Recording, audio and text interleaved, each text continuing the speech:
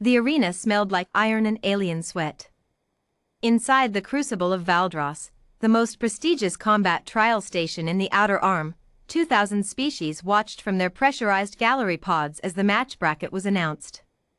The crowd murmur rippled across 17 different atmospheric chambers, each calibrated to the breathing gas of a different civilization. In the center of the circular floor, standing beneath harsh overhead lights that cast no shadows, Raxor rolled his neck and let the vertebrae crack, all 9 of them. He was Kreth. 7 feet of dense muscle wrapped in naturally armored hide, evolved over 40,000 years of apex predator dominance on a high-gravity world. His species did not have a word for defeat in their original language. They had borrowed it from others, eventually, out of courtesy, because no other race had ever made them need it themselves. He stared across the floor at his opponent. The human was small. Nova stood at 5 feet 8, lean and quiet, her dark hair pulled tight behind her head. She wore standard interstellar combat cadet armor, matte gray, lightweight, nothing ceremonial. She was rotating her left wrist slowly, staring at him with an expression Raxor could not fully parse. Not fear. Not rage. Something quieter than both. You understand, Raxor said, his translator collar converting his growl into clipped standard, that I am doing you the honor of restraint. I will use only one hand. Nova stopped rotating her wrist. Okay, she said. Raxor blinked his inner eyelids, the Kreth equivalent of a frown. He had expected her to protest. To demand respect. To perform the ritual posturing that most species defaulted to when their pride was insulted. She had simply said okay. The match bell rang. Raxor moved first, because Raxor always moved first.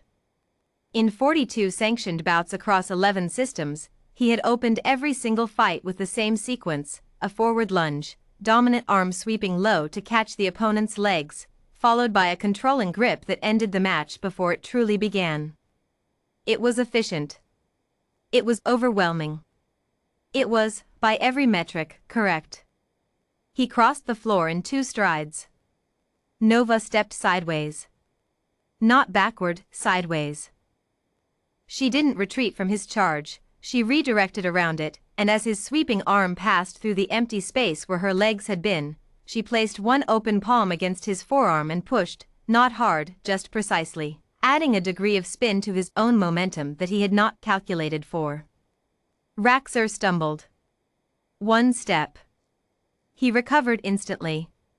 He turned, surprised but not concerned. She was fast. Small creatures were often fast. It meant nothing. He came at her again, this time using both hands despite his earlier promise, because she had earned the slight escalation, he told himself. He would end this cleanly. His right hand shot out in a flat slap, the Kreth dominance strike. Open palm, full arm extension, enough force to crack durasteel plating. It was not meant to kill. It was meant to establish. The slap connected. The sound rang across the arena like a gunshot. The crowd noise dropped by half. Nova's head snapped to the left. She dropped to one knee. A thin line of blood appeared at the corner of her mouth. Raxor stood upright and looked at the judges' panel. Match behavior assessed. Yielding posture confirmed. By Kreth tradition, and under Crucible rules, a downed opponent displaying visible injury could call cessation. He waited. The arena was very quiet. Nova touched the blood at her lip with 2 fingers. She looked at it. Then she looked up at Raxor with that same unreadable expression she'd worn since the start. She stood up. Raxor felt something he had not felt in a long time. Uncertainty. The crowd felt it too. The murmur returning to the gallery pods had a different texture now, not excitement, but something more careful.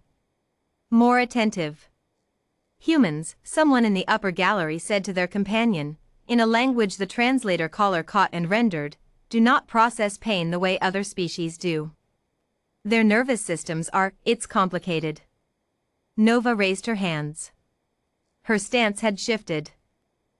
Whatever she'd been holding back before, she was done holding it back now. She came forward. Raxor threw the same dominant strike again, because it had worked, because she was already injured, because he was Kreth and Kreth did not change what was correct. Nova didn't dodge it this time. She caught it. Both hands, inside his wrist, fingers locking around the joint with a grip strength that made Raxor's first instinct fire in alarm because that should not be possible for something her size, and then she twisted, using the rotation of his own strike against him, stepping into his body rather than away from it, and drove her elbow upward into the crook of his arm with precise, mechanical force. The joint bent the wrong way. Raxor made a sound he had never made in a public arena. A short, involuntary bark of pain. She released him, stepped back, and let him process what had just happened. He stared at his arm. It was not broken. She had not broken it, she had come to the exact boundary of breaking it and stopped, with a control that was, in its own way, more frightening than if she had simply snapped it. "You aimed that slap at my vestibular nerve cluster," Nova said. Her voice was calm. "You knew it would disorient me." "That was smart." Raxor said nothing. "But you telegraphed the follow-up," she continued.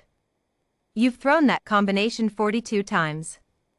Same dominant hand, same angle, same recovery stance. I watched all your matches on the transit ride here." The arena had gone fully silent now. "You assumed," Nova said, "that because the slap landed, the fight was over. That landing a strike meant winning." She tilted her head slightly. "It doesn't. Pain is information. That's all. I needed to know how hard you hit before I knew how to hit back."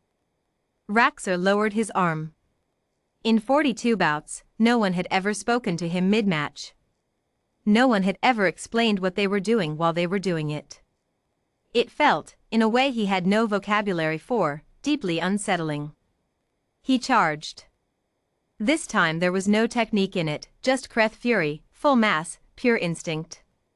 Nova dropped low, under his reach, got both hands on his leading knee, and used his own downward force to redirect him forward and down. He hit the arena floor chest first with an impact that shook the judges' panel. Before he could recover, she was on his back, one forearm across the base of his neck, applying precise pressure to the arterial junction that all Kreth shared in common anatomy. She'd looked that up too, apparently, and she held it. Not crushing.